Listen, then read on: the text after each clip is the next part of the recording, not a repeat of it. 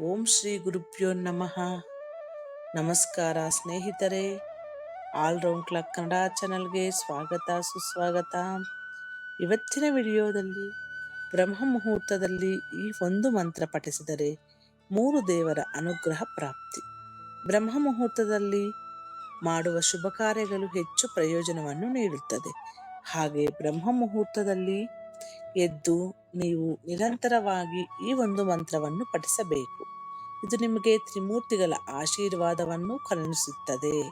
ಬ್ರಹ್ಮ ಮುಹೂರ್ತದಲ್ಲಿ ನಾವು ಯಾವ ಮಂತ್ರವನ್ನು ಪಠಿಸಬೇಕು, ಆ ಮಂತ್ರದ ಪ್ರಯೋಜನವೇನು ಅಂತ ಈ ವಿಡಿಯೋ ಪೂರ್ತಿ ನೋಡೋಣ ಬನ್ನಿ. ವಿಡಿಯೋ ಇಷ್ಟ ಆದರೆ ಶೇರ್ ಮಾಡಿ, ಹೊಸದಾಗಿ ನಮ್ಮ ಚಾನಲ್ ನೋಡ್ತಾ ಇದ್ರೆ ಸಬ್ಸ್ಕ್ರೈಬ್ ಮಾಡ್ಕೊಳ್ಳಿ. ಬ್ರಹ್ಮ ಮುಹೂರ್ತದ ಸಮಯದಲ್ಲಿ ಈ ಮಂತ್ರ ಪಠಿಸಿ.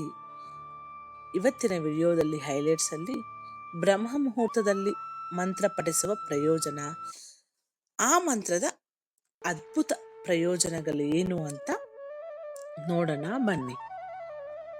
ಬ್ರಹ್ಮ ಮುಹೂರ್ತಕ್ಕೆ ಹಿಂದೂ ಧರ್ಮದಲ್ಲಿ ಧಾರ್ಮಿಕ ಸ್ಥಾನವನ್ನು ನೀಡಲಾಗಿದೆ. ಯಾಕಂದ್ರೆ ಈ ಸಮಯವು ದೇವತೆಗಳ ಸಂಚಾರದ ಸಮಯವಾಗಿದೆ. ಈ ಸಮಯದಲ್ಲಿ ನಾವು ಯಾವುದೇ ಶುಭ ಕಾರ್ಯಗಳನ್ನು ಮಾಡಿದರೂ ಅದು ನಮಗೆ ದುಪ್ಪಟ್ಟು ಫಲವನ್ನು ನೀಡುತ್ತದೆ ಎನ್ನುವ ನಂಬಿಕೆ. ಬ್ರಹ್ಮ ಮುಹೂರ್ತದ ಸಮಯವು ದೇವತೆಗಳಿಗೆ ಪ್ರಿಯವಾದ ಸಮಯವಾಗಿದೆ.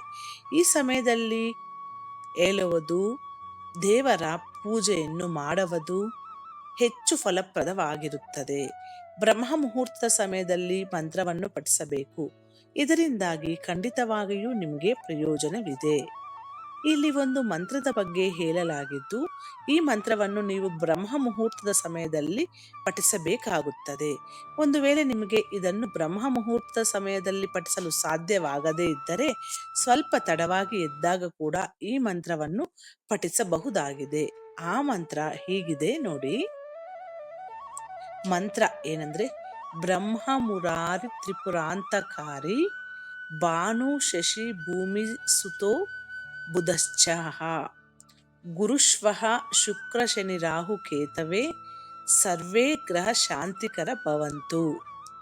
ಈ ಮಂತ್ರದ ಅರ್ಥ ಏನಂದ್ರೆ, ತ್ರಿಮೂರ್ತಿಗಳಾದ ಬ್ರಹ್ಮ ವಿಷ್ಣು ಮಹೇಶ್ವರನೊಂದಿಗೆ ಭೂಮಿ ಚಂದ್ರ ಸೂರ್ಯ ಸುತ ಮಂಗಲ ಬುಧ ಗುರು ಶನಿ ಶುಕ್ರ ರಾಹು ಕೇತು ಎಲ್ಲಾ ನವಗ್ರಹಗಳಿಗೂ ನಮಸ್ಕಾರ ಸಲ್ಲಿಸುತ್ತಿದ್ದೇನೆ ಎಂಬುದಾಗಿದೆ.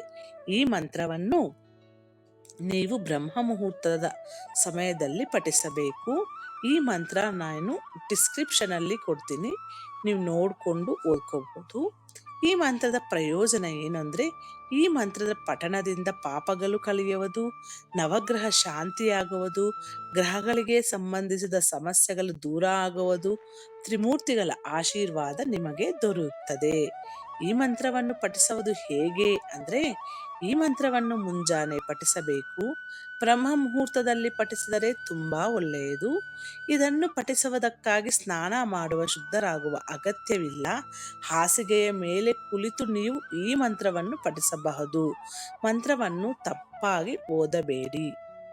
ಬ್ರಹ್ಮ ಮುಹೂರ್ತದ ಸಮಯದಲ್ಲಿ ನೀವು ಈ ಅದ್ಭುತವಾದ ಮಂತ್ರವನ್ನು ಪಠಿಸುವುದರಿಂದ ದೇವತೆಗಳ ಆಶೀರ್ವಾದವು ದೊರೆಯುವುದರ ಜೊತೆಗೆ ನವಗ್ರಹಗಳಿಗೆ ಸಂಬಂಧಿಸಿದ ಸಮಸ್ಯೆಗಳು ದೂರ ಆಗುವುದು, ನವಗ್ರಹಗಳ ಅನುಗ್ರಹ ನಿಮಗೆ ದೊರೆಯುತ್ತದೆ.